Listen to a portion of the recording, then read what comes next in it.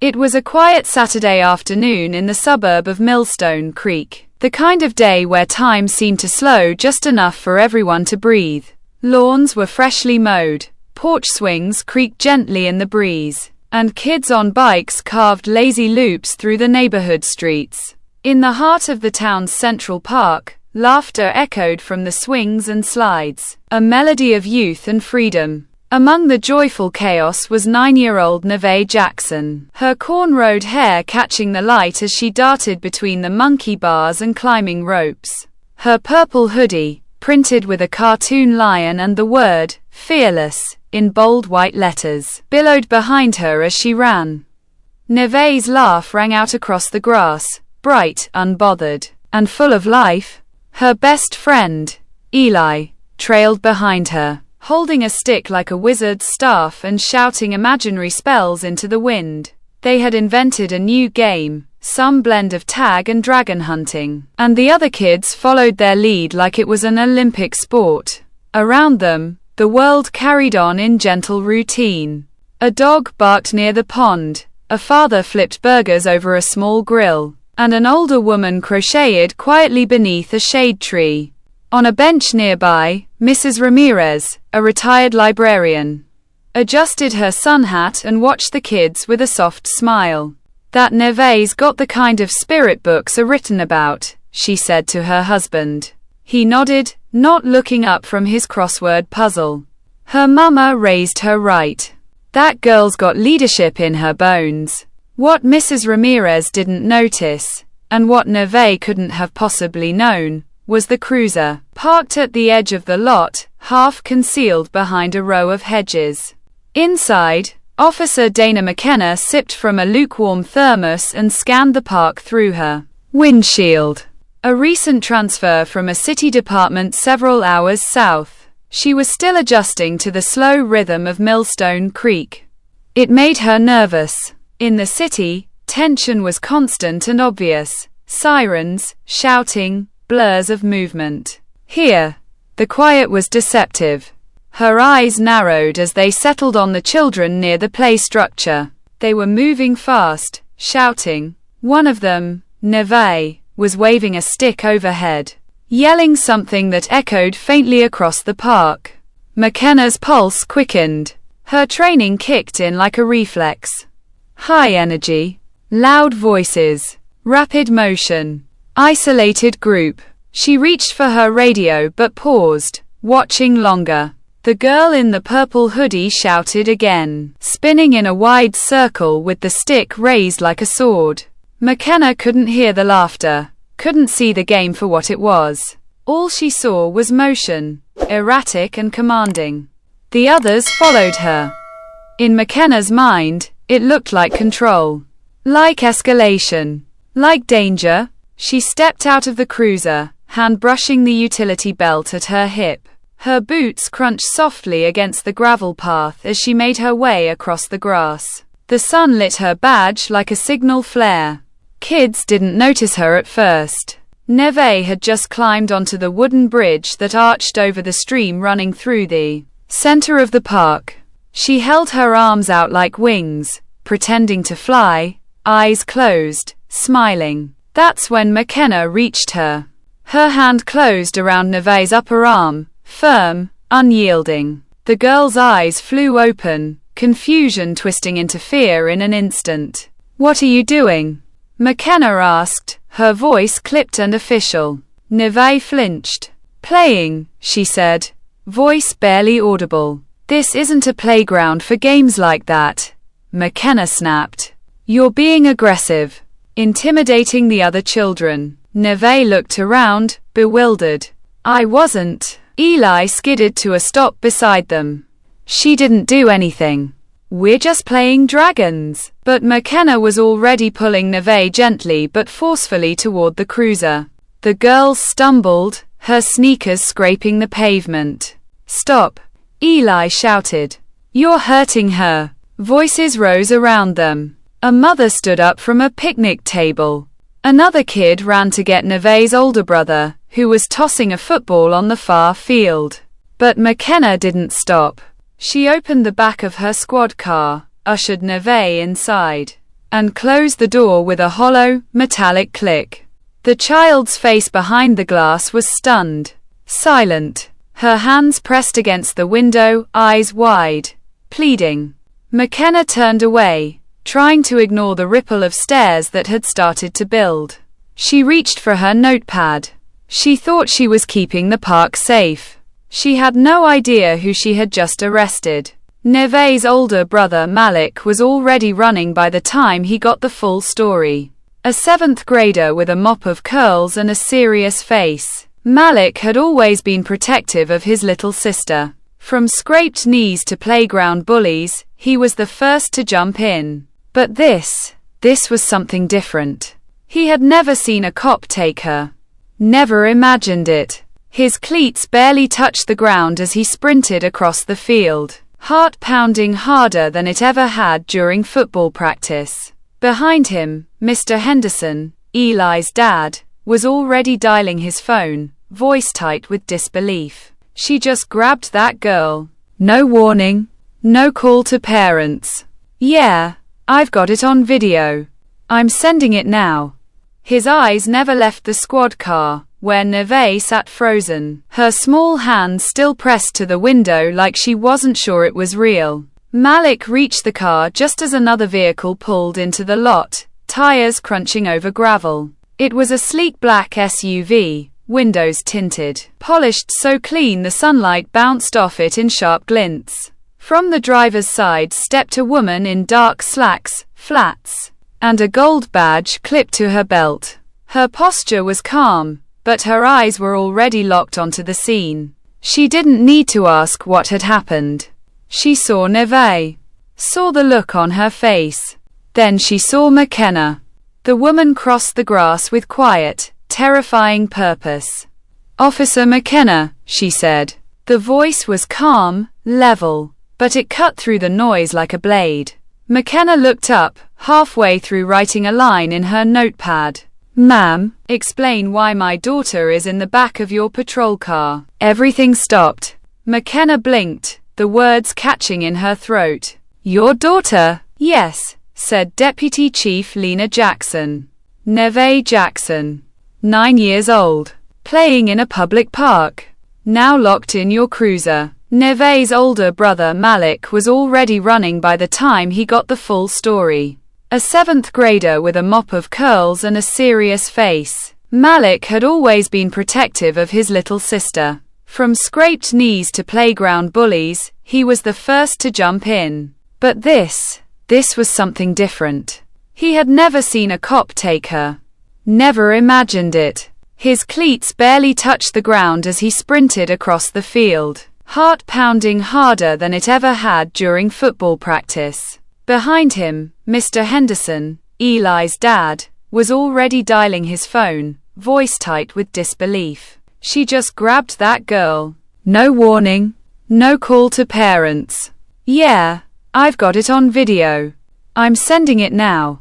His eyes never left the squad car, where Neve sat frozen, her small hands still pressed to the window like she wasn't sure it was real. Malik reached the car just as another vehicle pulled into the lot, tires crunching over gravel. It was a sleek black SUV, windows tinted, polished so clean the sunlight bounced off it in sharp glints. From the driver's side stepped a woman in dark slacks, flats, and a gold badge clipped to her belt. Her posture was calm, but her eyes were already locked onto the scene. She didn't need to ask what had happened. She saw Neve, saw the look on her face. Then she saw McKenna. The woman crossed the grass with quiet, terrifying purpose. "Officer McKenna," she said. The voice was calm, level, but it cut through the noise like a blade. McKenna looked up, halfway through writing a line in her notepad. "Ma'am, explain why my daughter is in the back of your patrol car." Everything stopped. McKenna blinked, the words catching in her throat. "Your daughter?" "Yes," said Deputy Chief Lena Jackson. "Neve Jackson. 9 years old. Playing in a public park. Now locked in your cruiser." There was no anger in her tone, not yet. Only ice.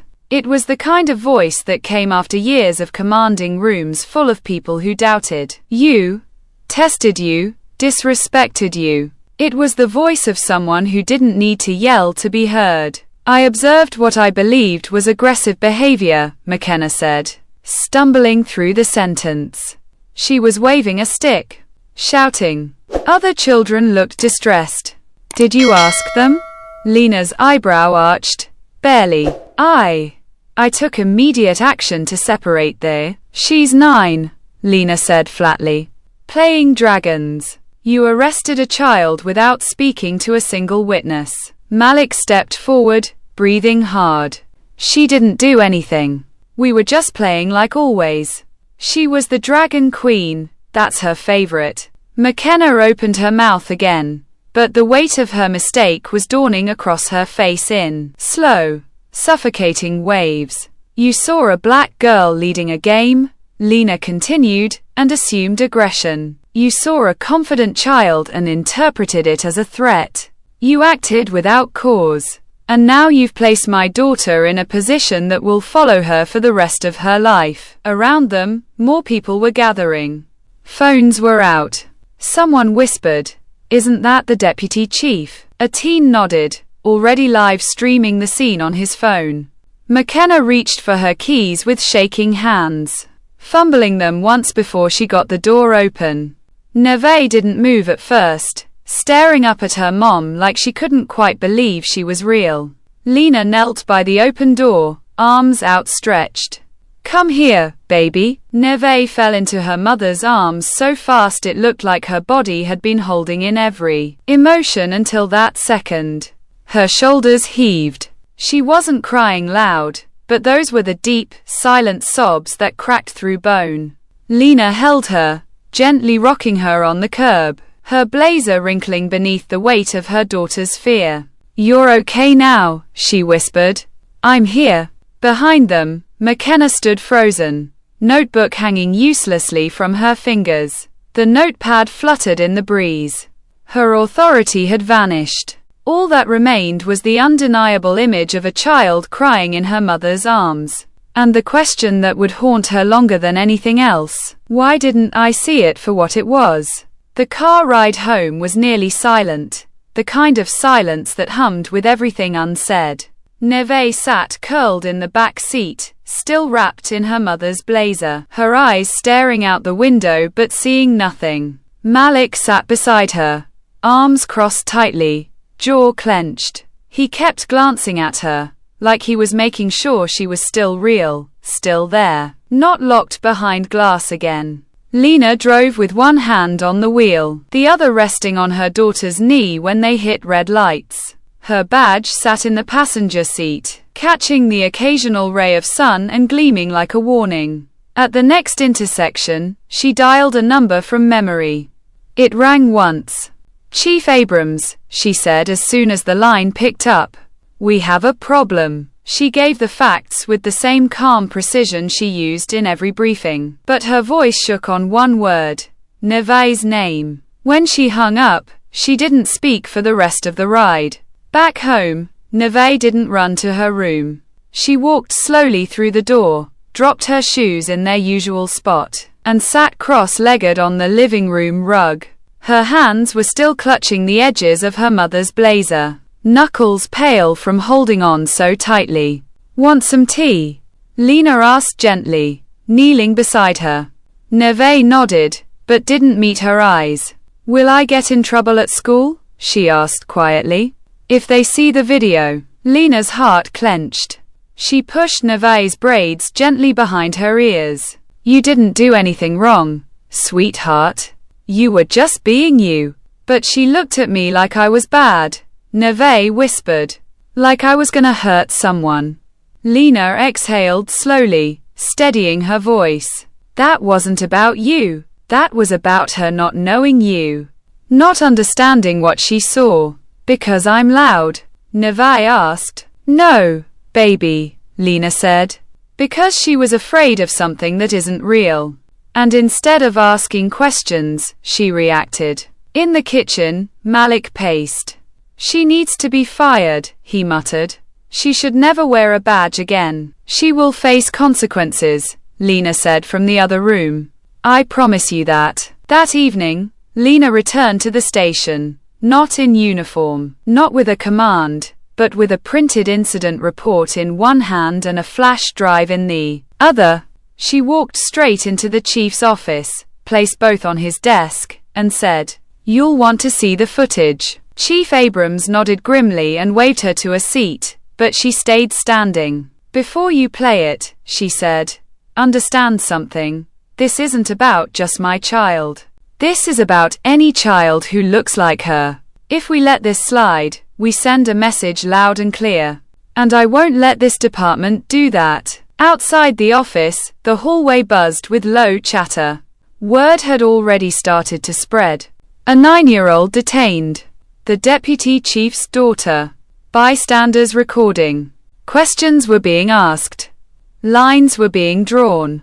Inside the patrol car earlier that day, Officer McKenna had sat frozen, hands still on her notepad, the world tilting beneath her.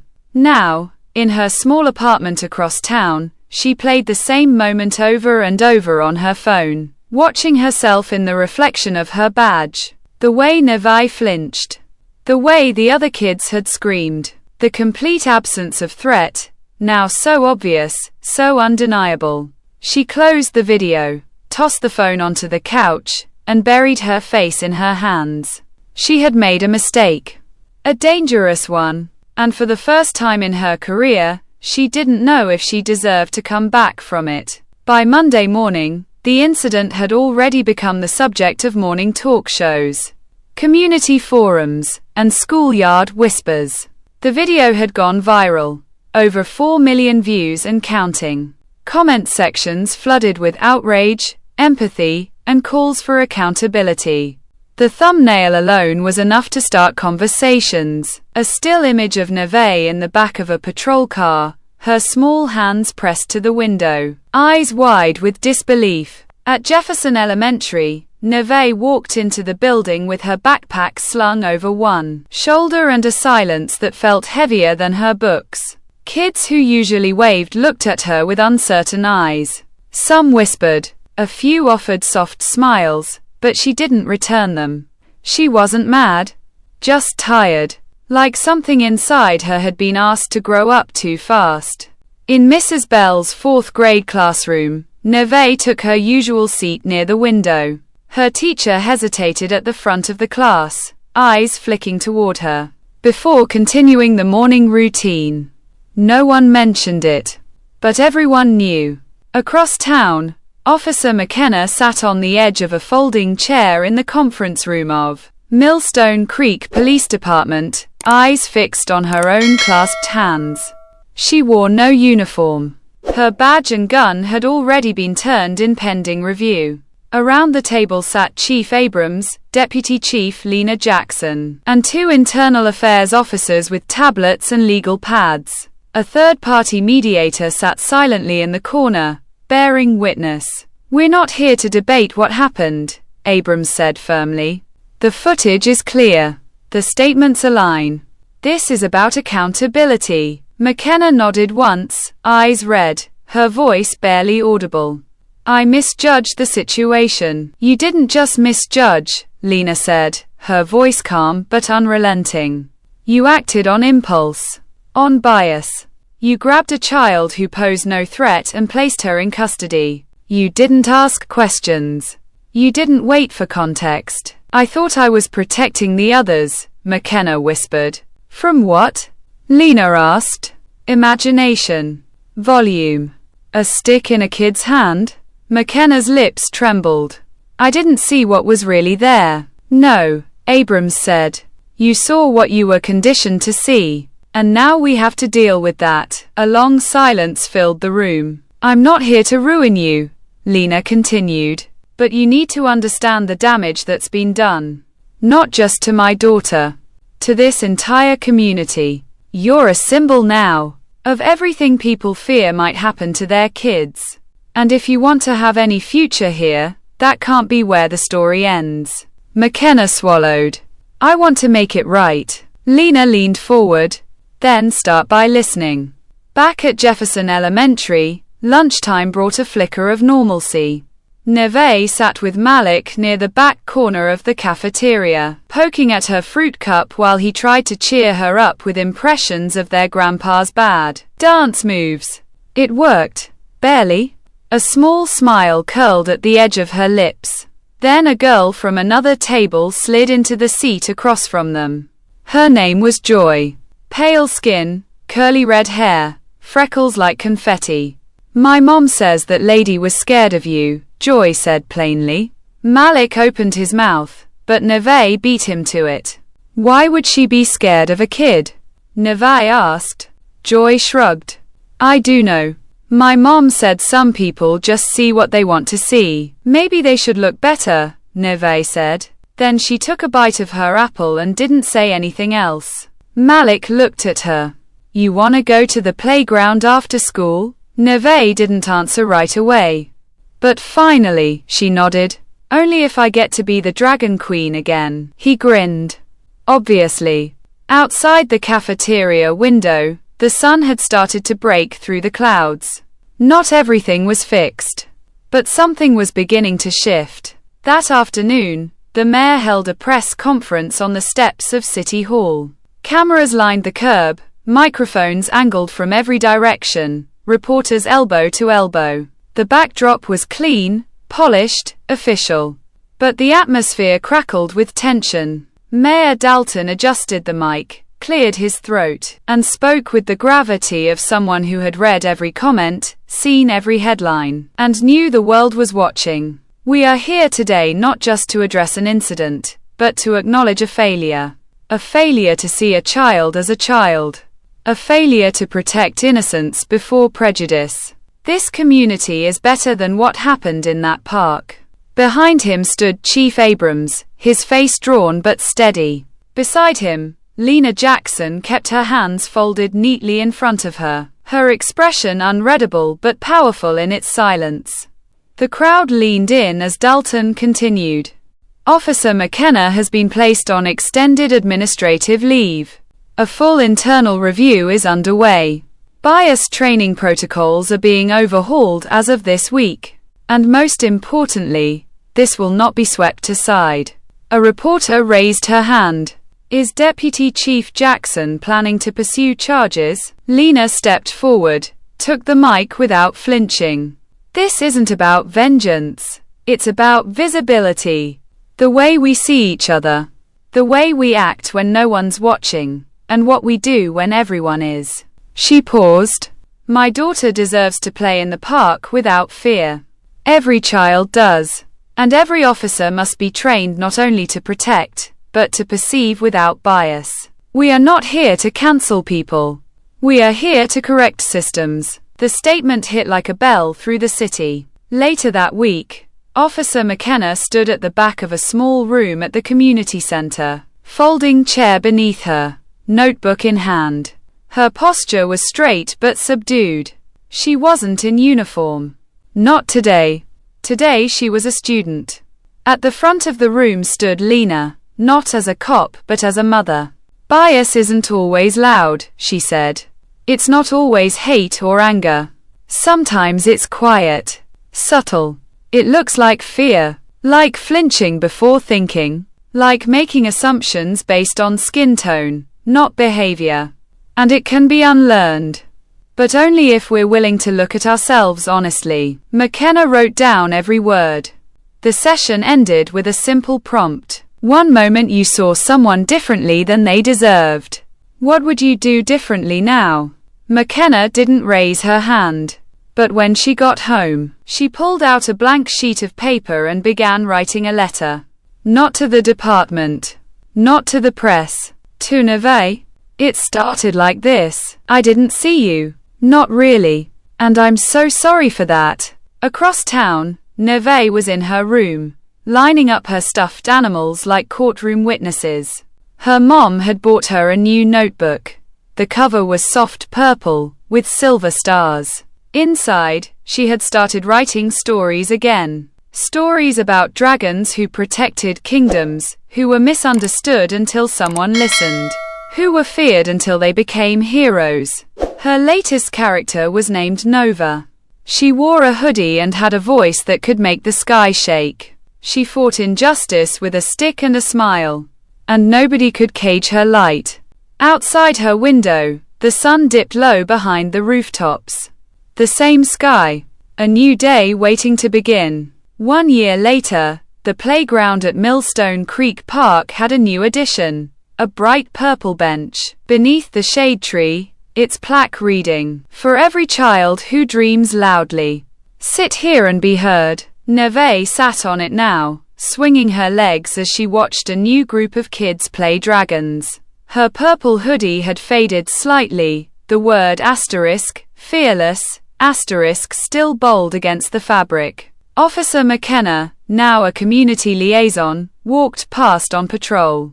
She paused, nodded at Neve. Not as cop to civilian, not as apology to victim, just as one person to another. Neve nodded back. Some stories don't end with fireworks. They end with benches, with notebooks, with quiet understanding that change is slow, but possible. Neve opened her latest story, titled Asterisk, The Dragon Queen of Millstone Creek, Asterisk, and kept writing.